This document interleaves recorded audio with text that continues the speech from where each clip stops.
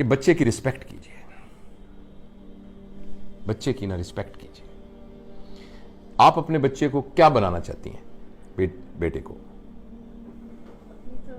कुछ ज़हन में चले, एक ख्याल होगा आप क्या बनाना चाहती हैं? जो आप अपने बेटे, फर्ज करें आप चाहती हैं कि आपका बेटा जो है वो जज बने हाई कोर्ट का, और उसकी उम्र है 3 साल, ठीक है, वो कुर्सी पे बैठा हुआ है, और आपने कहना थी कुर्सी खाली करो, खाला आई है तुम्हारी, तो आप उसको कैसे कहेंगे उठो? लेकिन उस पर जज साहब बैठे होंगे तो उनको कैसे कहेंगे आप?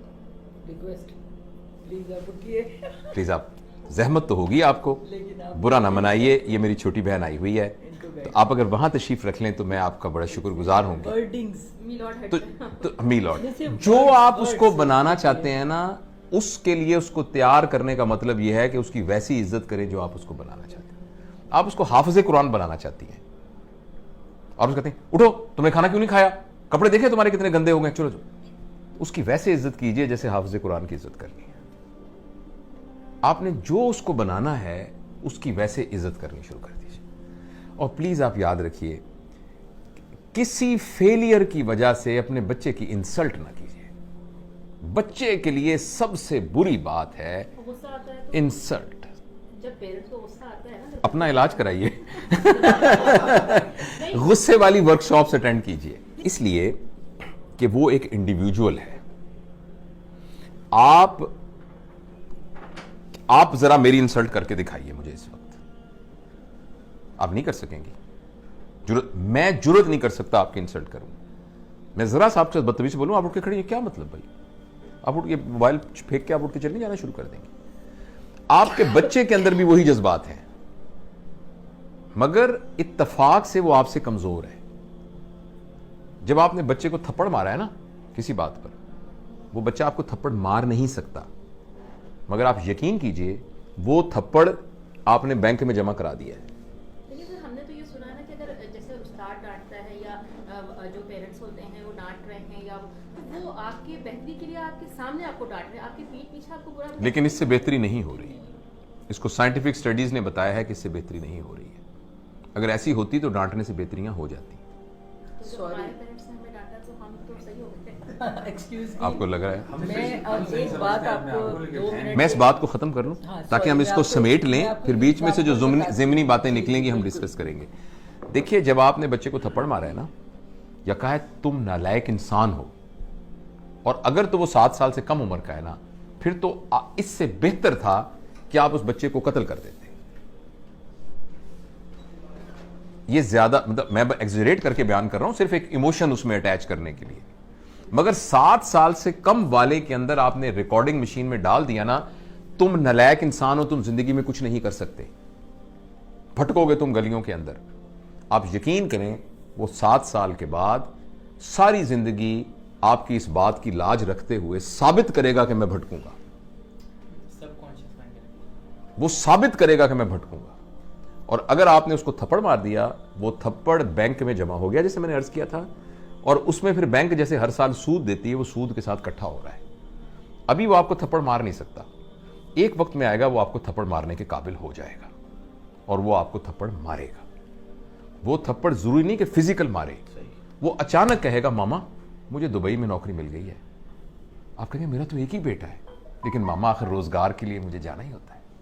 आप कहेंगे जिसके साथ शादी की है ना मैंने, अजीब मैं बहू बेहाल आई हूं, हालांकि मेरे भाई की बेटी है, पता नहीं इसने क्या मेरे बेटे के कान में फूंक मारी है, वो उसको लेकर दुबई चली। मुझे जोड़ों का दर्द है, इसके अब्बा को हार्ट अटैक हुआ है, इसको ख्याल ही नहीं आया।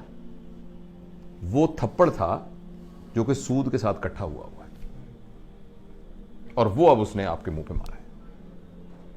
इसलिए बच्चा अगर आपके यहां पैदा हो गया है तो वो आपका मेज या आपकी कुर्सी नहीं है, वो आपकी प्रॉपर्टी नहीं है। और कोई भी आदमी, चाहे आपका बेटा है चाहे कुछ भी है, वो इंसल्ट बर्दाश्त नहीं कर सकता।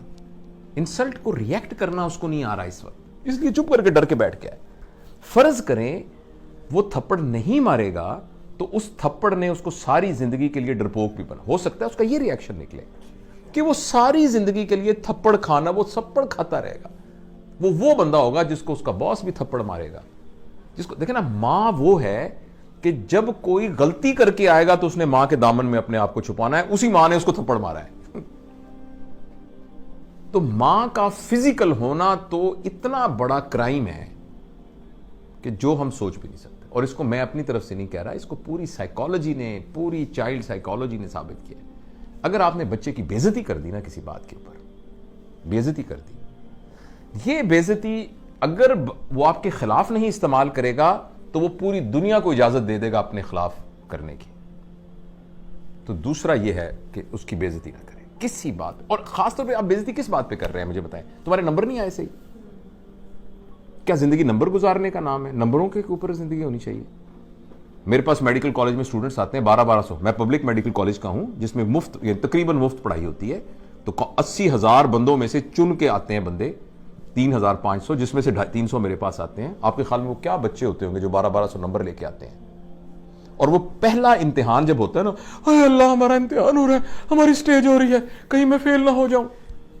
क्या ये वो बच्चा था 1200 नंबर लेने वाला? नंबरों ने क्या कर दिया उसको? आप सिर्फ इसलिए अपने बच्चे को इज्जत करेंगी या करेंगे कि उसके नंबर आते हैं। और जिंदगी गुजार में नंबर होने की क्या अहमियत है? इतनी सी अहमियत है। तो बेसिकली नंबर लेके हम अपनी ईगो को सेटिस्फाई कर रहे हैं और बच्चे को तबाह कर रहे हैं। वो नंबर ले ले, बड़ी अच्छी बात है, मैं ये नहीं कह रहा कि नहीं नंबर लेने चाहिए, मगर ये नहीं है कि उसकी बेइज्जती करें आप। पूरे पंजाब में 3,500 लोगों को दाखिला मिलेगा, 80,000 अप्लाई करते हैं, 2 लाख ख्वाब देखते हैं इसके। तो उन 3500 के अलावा बाकी सारों की मां बापों को यह इख्तियार तो नहीं है कि उनकी बेइज्जतियां करनी शुरू कर दें। तो पहला प्रिंसिपल मैंने आपको यह बताया कि 7 साल के लिए आप अपने ऊपर एक पाबंदी लगा दें, ठीक है। दूसरा मैंने आपसे अर्ज किया है कि आप रिस्पेक्ट करें उसकी। जब आप लोगों को डिसरिस्पेक्ट करते हैं ना, तो पता क्या होता है, या तो वो रिटेलिएट करते हैं अगर पावरफुल हो, अगर वो पावरलेस होते हैं तो उनकी सेल्फ स्टीम और सेल्फ एफिकेसी कम हो जाती है। उनको लगता है मैं गंदा हूं, मुझे लगता है मैं बुरा हूं, मेरे लिए मेरी मां से बड़ी सनद कोई नहीं है जिसको मैं देखकर, आंखों में देखकर फैसला करता था क्या सही है क्या गलत है। उसी मां ने मुझे थप्पड़ मारा है, यानी मेरे ऊपर सबसे बड़ा फतवा लग गया है कि मैं गंदा आदमी हूं, मैं इस काबिल हूं कि मुझे मारा जाए। क्यों भाई? जो मेरे लिए दुनिया की सबसे बड़ी मुकद्दस हस्ती थी, उसने ये फतवा दिया है कि तुम थप्पड़ मारने के काबिल हो। इसका ये मतलब है। तो अब अच्छा, ये तो कहा ना आपने बच्चे, आपने बीच में आपके सवाल का जवाब दे दो कि जो अब तो ये वक्त गुजर गया, आप क्या करें? अब ये करें कि बच्चे को बुलाएं और बुला के कहें, बेटा अब तक की जिंदगी में तुम्हारी तरबियत के सिलसिले में अगर मुझसे कोई गलती हो गई है तो मुझे माफ कर दो। वो कहेगा मामा आप क्या कर रही हैं?